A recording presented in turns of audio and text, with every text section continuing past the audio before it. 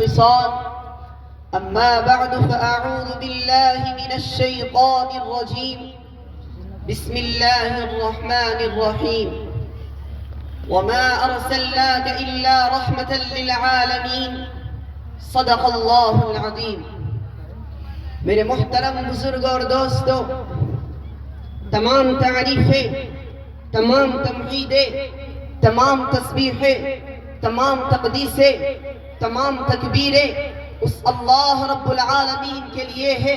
جس نے ایک یتیم کو پوری انسانیت پر بلکہ پوری کائنات پر فضیلت، عظمت، عزت، رفعت، منقبت، بلندی اور عروج عطا فرمائی، اور انگنت لا تعداد بے حد بے حساب بے شمار درود و سلام ہو اس محبوب رب کائنات، رشک کائنات، خلاصہ کائنات، شفیع المذنبین، رحمت للعالمین، حبیب خدا محمد مصطفیٰ احمد مجتبی صلی اللہ علیہ وسلم پر،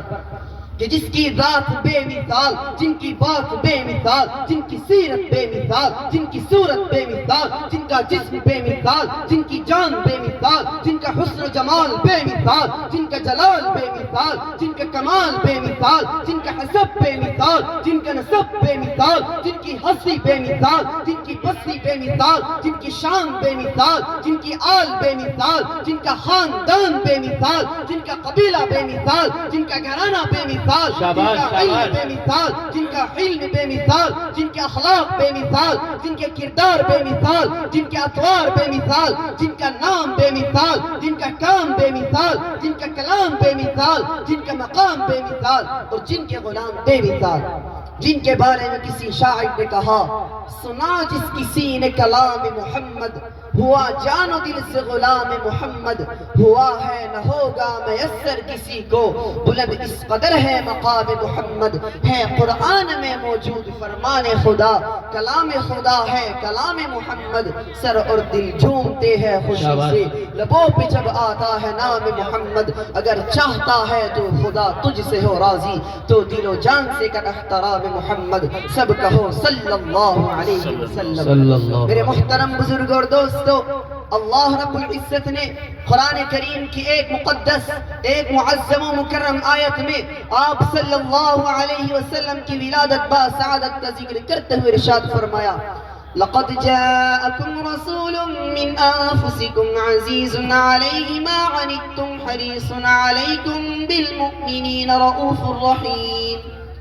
اللہ رب العزت فرماتے ہیں، اے دنیا کے انسانوں، میں نے اپنے آخری رسول کو تم میں سب سے بہترین، سب سے حسین ترین، سب سے نفیس ترین، سب سے زیادہ خوبصورت، سب سے زیادہ خوبصورت بنا کر بھیجا ہے، کہ اس جیسا حسن و جمال والا، اس جیسا جاہ و جلال والا آج تک چشم فلک نے، آسمان و زمین نے، چاند اور سورج نے نہ کبھی کسی کو دیکھا ہے اور نہ قیامت تک دیکھ سکے. یہی وجہ ہے کہ جب جبریل امین علیہ السلام نے ہمارے نبی کو دیکھا تو وہ بھی یہ کہنے پر مجبور ہو گئے، آف کہا گردید ام مہر بتاور زید ام بسیار خوبا دید ام لیکن تو چیزیں دیگری. میں نے مشرق و مغرب کی، شمال و جنوب کی سیاحت بھی کی، میں نے زمین و آسمان کو بھی کنگھالا، میں نے دنیا کے چپے چپے کو چھالا، میں کائنات کے کونے کونے میں بھی پھرا، میں نے حسن و جمال کے ایسے اعلیٰ شاہکار بھی دیکھے کہ جن کے حسن کی بتوں کی طرح پرستش اور پوجا کی جاتی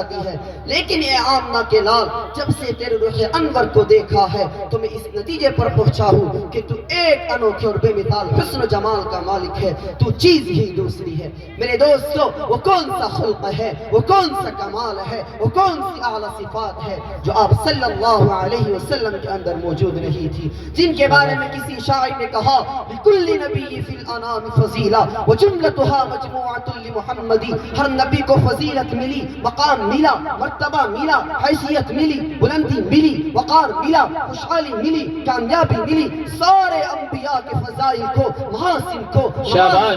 خوبیوں کو، انعامات کو، عنایات کو، نوازشات کو جس گلدستے میں جمع کر دو، اس گلدستے کا نام ہے آمینہ کا لال، عبداللہ کا نور نظر، مکہ کا در یتیم، سرور کائنات، شاف محشر، وجہ کائنات، افضل الرسل، سید الانبیاء، سید الاتقیاء، امام المجاہدین، امام المبلغین وعلا آلی کمالی جمالی نوالی عطائی ثنائی بیانی شانی قرآنی محمد منور مطہر معزز اعلیٰ عرفہ اکمل اور کامل نبی، وہ نبی اللہ اکبر کبیرہ جس نبی میں آدم کا خلق، شیس کی معرفت، نوح کا جوش تبلیغ، ابراہیم کا ولولہ توحید، اسماعیل کا عیسیٰ، اسحاق کی رضا، صالح کی فصاحت، لوط کی حکمت، موسیٰ کا جلال، ہارون کا جمال، ایوب کا صبر، یونس کی ہدایت، یوشع کا جہاد، دانیال کی محبت، الیاس کا وقار، یوسف کا حسن، یحییٰ کی پاکی، عیسیٰ کا زہد و تقوی، سلیمان کی سیاحت، ورفعنا لک ذکرک،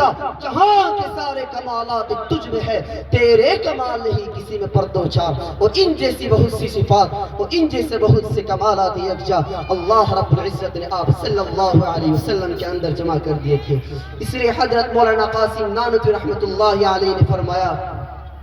کتاب فطرت کے سرے ورق پر جو نام احمد رقم نہ ہوتا، یہ نقش ہستی ابھر نہ سکتی، وجود لوح و قلم نہ ہوتا، یہ محفل کن فکا نہ ہوتی، جو شاہ امم نہ ہوتا، یہ زمین نہ ہوتی، فلک نہ ہوتا، عرب نہ ہوتا، عجم نہ ہوتا، وما توفیقی الا باللہ۔